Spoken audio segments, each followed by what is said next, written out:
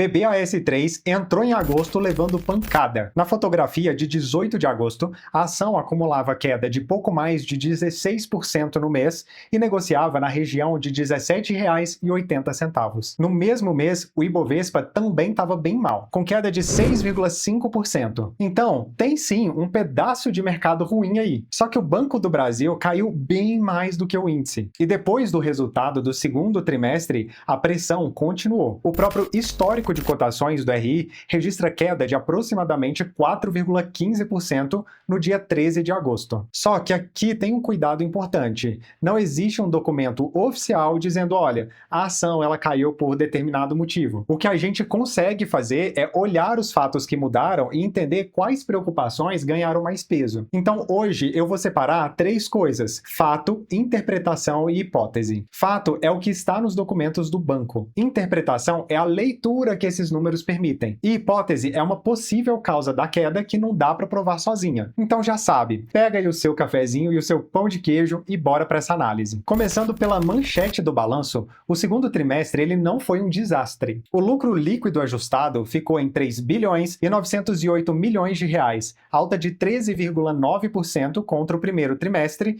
e de 3,3% em 12 meses. O retorno sobre patrimônio subiu de 7,3% para 8,3% no trimestre. A margem financeira bruta ficou em 27,5 bilhões de reais, praticamente estável contra o trimestre anterior e 9,6% maior em um ano. As receitas de serviços chegaram a 9,1 bilhões, alta de 4,2% em 12 meses. Ou seja, o motor de receita continua funcionando. Mas tem uma diferença enorme entre o trimestre deu uma melhorada e dizer que o problema do Banco do Brasil acabou. No primeiro semestre inteiro, o lucro ajustado somou 7,3 bilhões de reais, queda de 34,2% contra o primeiro semestre de 2025. E o retorno sobre o patrimônio do semestre ficou muito abaixo do nível que o Banco do Brasil já entregou no passado. Então a primeira conclusão é essa: a manchete do lucro ela veio melhor, mas a rentabilidade ainda está deprimida, viu pessoal? E se você gosta de análise que mostra o lado bom e o lado que não tá tão legal, sem ficar enrolando, deixa o seu like e se inscreve no Direto no Bolso. Tô quase conseguindo a minha meta de 1.000 inscritos, então a sua inscrição, like e comentário ajudam demais. Agora, vamos lá. Vamos para o número que realmente ajuda a entender essa queda. A inadimplência acima de 90 dias do banco inteiro saiu de 5,05% em março para 5,61% em julho. Ao mesmo tempo, o índice de cobertura caiu de 158,4% para 148,5%. Em português simples, aumentou a fatia de crédito atrasado e diminuiu o colchão de provisões em relação a esse estoque de atraso. E quando eu olho o fluxo, também houve piora. A nova inadimplência, o chamado New NPL, saltou de 15,39 bilhões no primeiro trimestre para 21,66 bilhões no segundo. Como proporção da carteira anterior, saiu de 1,25% para 1,75%. O custo do crédito ficou em 18,5 bilhões de reais. Ele caiu 2,1% contra o primeiro trimestre, o que é positivo, mas ainda ficou 16,1% acima de um ano antes. No primeiro semestre, o custo do crédito chegou a 37,3 bilhões, alta de 43,3% em 12 meses. É aqui que a reação negativa começa a fazer mais sentido. O lucro melhorou, mas a qualidade da carteira não melhorou junto. E analistas de casas diferentes chegaram a uma leitura parecida. O resultado veio melhor do que o esperado, só que com pouca margem de segurança, por causa do crédito. Isso é interpretação de mercado. O fato que independe de opinião é a inadimplência e a nova inadimplência terem subido. E o detalhe mais importante no segundo trimestre é que o problema deixou de ser uma história só do agro. Na pessoa física, a inadimplência acima de 90 dias subiu de 6,82% para 8,41% em apenas um trimestre. A inadimplência acima de 30 dias foi de 9,30% para 11,42%. A nova inadimplência da pessoa física mais que dobrou, saiu de 5,66 bilhões para 11,84 bilhões de reais. E a cobertura dos atrasos acima de 90 dias caiu de 147,9% para 125,8%. Isso muda bastante a leitura. No primeiro trimestre, dava para montar uma tese de que o principal incêndio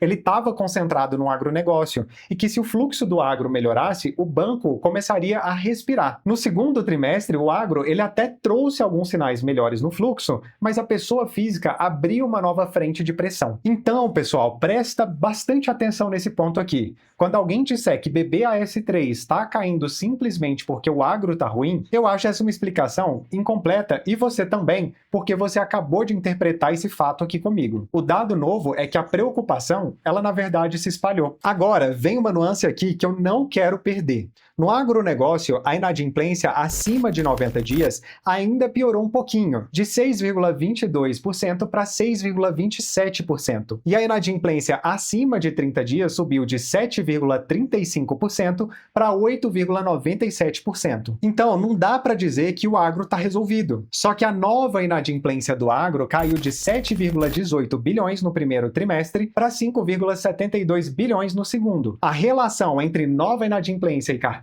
caiu de 1,77% para 1,37%, e a cobertura dos atrasos acima de 90 dias melhorou de 156,1% para 165,2%. Pessoal, é aquela lógica da caixa d'água. O nível ele ainda está alto, mas a quantidade de água nova, entrando diminuiu. Isso é um sinal de estabilização do fluxo, não uma prova de recuperação completa. O banco também mostrou 39,3 bilhões de reais no BB Regulariza Agro e uma carteira potencial de até 100 bilhões de reais que pode se enquadrar na nova medida de renegociação do agro. A medida provisória 1376 e a regulamentação do Conselho Monetário Nacional criam mecanismos para a composição dessas dívidas. Só que o próprio material do Banco do Brasil deixa claro: existe enquadramento política de crédito e condições. Renegociar pode reduzir a pressão e alongar prazo, mas não transforma automaticamente cliente com dificuldade em cliente saudável. Por isso, para mim, o agro hoje é uma mistura de estoque ainda ruim com o primeiro sinal de melhoria ali no fluxo. E aqui entra um dos pontos que mais justificam cautela. O Banco do Brasil manteve o guidance revisado de 2026, lucro líquido ajustado entre 18 e 22 bilhões de reais e custo do crédito entre 65 e 70 bilhões. Só que no primeiro semestre, o banco entregou 7,3 bilhões de lucro. Fazendo uma conta simples, que é minha e não é uma projeção do banco,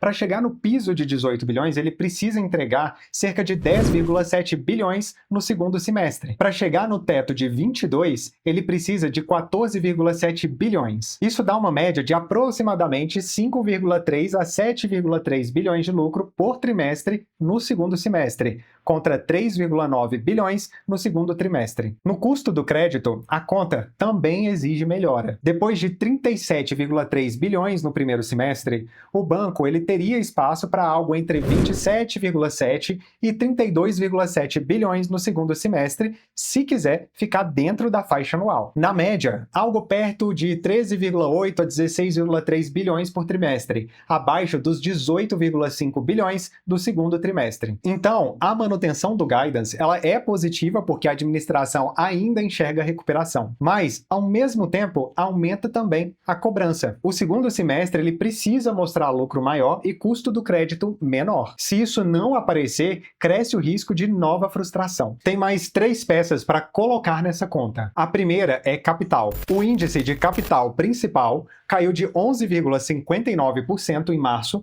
para 11,27% em junho. O índice de Basileia foi de 14,23% para 13,91%. Isso não é argumento de quebra ou de insolvência, mas num banco com crédito mais pressionado, eu prefiro ver esse colchão estabilizando ou subindo e não caindo. A segunda é dividendo. No primeiro semestre de 2026, JCP e dividendos somaram 1,79 bilhão de reais, contra 3,28 bilhões reais no mesmo período de 2025. Por ação foram cerca de 31 centavos contra 57 centavos. Então, quem compra BBAS-A3 olhando só para o dividend yield antigo, corre o risco de usar um retrovisor que não representa o lucro atual. E a terceira é valuation. No fim de junho, o valor patrimonial por ação era R$ 31,76. Usando a cotação de aproximadamente R$ 17,80 observada em 18 de agosto, a ação negocia perto de 0,56 vezes o patrimônio. Parece muito barato, e pode ser, mas P sobre VP abaixo não é certificado de oportunidade, a gente sabe disso. Se o ROI fica baixo, o crédito deteriora e o capital perde força, o mercado pode exigir desconto por bastante tempo. E tem ainda o risco estatal, que é algo estrutural. A União continuava com 50% das ações em junho, e assim continua. Isso entra na taxa de desconto que muita gente exige, mas eu não acho correto usar a interferência política como explicação automática para a queda de agosto, sem apontar um fato específico novo. O controlador é o mesmo. O que mudou no trimestre foi principalmente os números. Então, respondendo à pergunta do vídeo, a gente deve se preocupar com o Banco do Brasil? Eu diria que existe motivo concreto para atenção sim, mas os dados não justificam nem pânico e nem a conclusão automática de que BBAS3 virou a melhor oportunidade da bolsa. O lado positivo é que o lucro trimestral melhorou, a margem financeira continua forte, o custo do crédito caiu um pouco contra o primeiro trimestre e o fluxo de nova inadimplência do agro deu uma melhorada. Agora, o lado negativo é que a inadimplência total piorou, a pessoa física deteriorou muito, a cobertura caiu, o capital recuou e o guidance exige uma aceleração grande de lucro no segundo semestre. Daqui para frente eu acompanharia 5 coisas: nova inadimplência da pessoa física, inadimplência total acima de 90 dias, nova inadimplência do agro, risco do crédito comparando com o ritmo necessário para o guidance e capital principal. Se pessoa física parar de piorar e o agro continuar melhorando no fluxo, o caminho da recuperação fica bem mais convincente. Se os dois problemas andarem juntos, a tese fica mais frágil. E é por isso que eu não compro aquela frase: a empresa caiu, então significa que está barato. Empresa boa, pessoal, não é automaticamente ação boa. E desconto só vira oportunidade quando o preço compensa o risco que ainda existe. Agora, eu quero saber a sua leitura. A queda de BBAS3 já está exagerada ou o desconto ainda é totalmente justificado? Deixa aqui nos comentários. Se o vídeo te ajudou, deixa o like e se inscreve no Direto no Bolso. E compartilha com quem acompanha Banco do Brasil. Até breve e bons investimentos.